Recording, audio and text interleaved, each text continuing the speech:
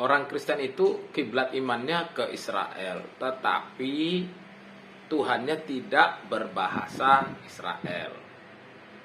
Bahasa Israel itu harusnya bahasa Ibrani, tapi Tuhannya tidak dalam bahasa Ibrani. Mengapa demikian? Salam, jumpa lagi bersama saya dalam Kristen Menjawab.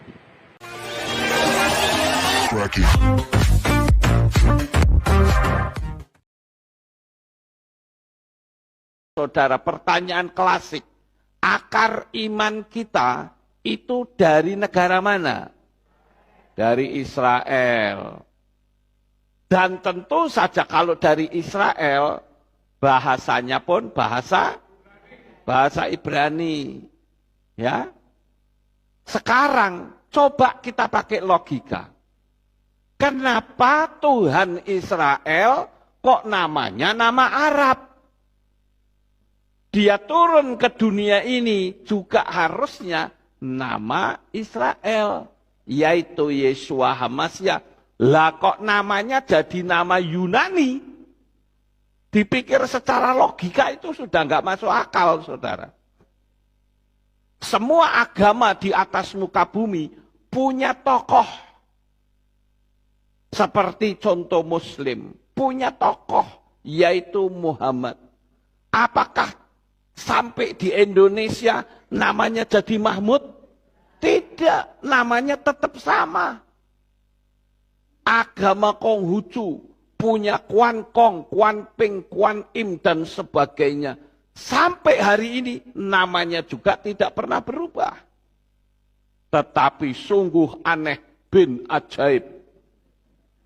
Kalau nama Tuhan Israel bisa bernama Arab. Dan ketika diberitahu, marah saudara-saudara. Postingan yang berisi tentang pernyataan pendeta itu tadi saya dapat dari postingan sebelah. Katanya sih ini postingan pendeta. Tapi saya itu kaget ya, kok ada pendeta yang ngomong begitu. Apakah betul seperti itu? Jadi begini, siapapun Anda, atau Pak Pendeta, ataupun siapapun Anda. Mengapa Yesus itu, dia ditulis dalam bahasa Yunani, bukan bahasa Ibrani? Mengapa? Atau lebih sederhananya lagi begini, mengapa perjanjian baru itu, dunia perjanjian baru itu ditulis dalam bahasa Yunani? Padahal itu kan kejadiannya itu adalah di Israel. Mengapa berbahasa Yunani? Mengapa nggak ditulis dalam bahasa Ibrani? Kan kira-kira begitu pertanyaannya ya. Jadi lalu kemudian melebar kemana-mana tentang Yesus Kristus, kenapa ditulis dalam bahasa Yunani, kan begitu. Jadi begini, kita harus perhatikan dulu dan harus pahami, memang bahasa pengantar dalam orang Israel itu adalah bahasa Ibrani. Pada waktu itu bahasa pengantarnya adalah bahasa Ibrani. Itulah sebabnya perjanjian lama itu ditulis dalam bahasa Ibrani. Kalau begitu, mengapa perjanjian baru itu ditulis dalam bahasa Yunani, sehingga secara otomatis perjanjian baru yang mencatat tentang Yesus Kristus itu pun namanya dalam bahasa Yunani. Jadi begini Pak Pendeta, supaya Anda tahu. Jadi begini, pada masa perjanjian baru atau pada masa Tuhan Yesus itu ada di dunia ini, saat itu Israel itu sedang dijajah oleh Kekaisaran Romawi. Dan bahasa pengantar pada saat itu adalah bahasa Yunani. Itu harus dipahami bahwa bahasa pengantar saat itu adalah bahasa Yunani. Jadi pada waktu itu semua orang dalam bahasa kesehari-hariannya itu mereka menggunakan bahasa Yunani. Karena itulah sebabnya mengapa perjanjian baru itu ditulis dalam bahasa Yunani. Karena memang bahasa pengantarnya adalah bahasa Yunani. Kalau akhirnya itu ditulis dalam bahasa Ibrani, itu kan menjadi sebuah pertanyaan. Pada waktu itu bahasa yang diakui adalah bahasa Yunani.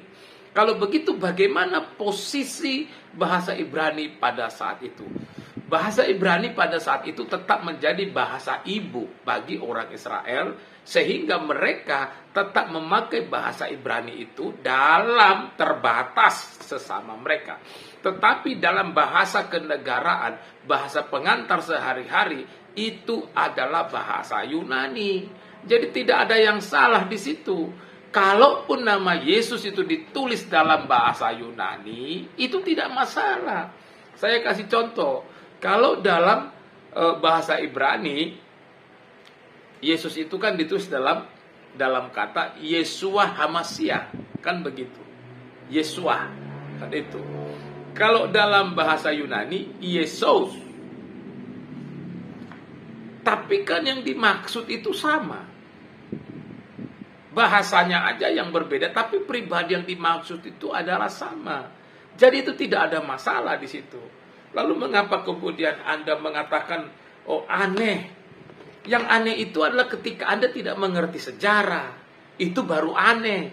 Lalu mengatakan Tuhannya orang Kristen itu ditulis dalam bahasa Yunani, harusnya ditulis dalam bahasa Yahudi, bahasa Ibrani. Itu karena kita tidak mengerti sejarah. Makanya belajar sejarah sebelum kita menyampaikan sesuatu dengan baik. Salam, Tuhan Yesus memberkati.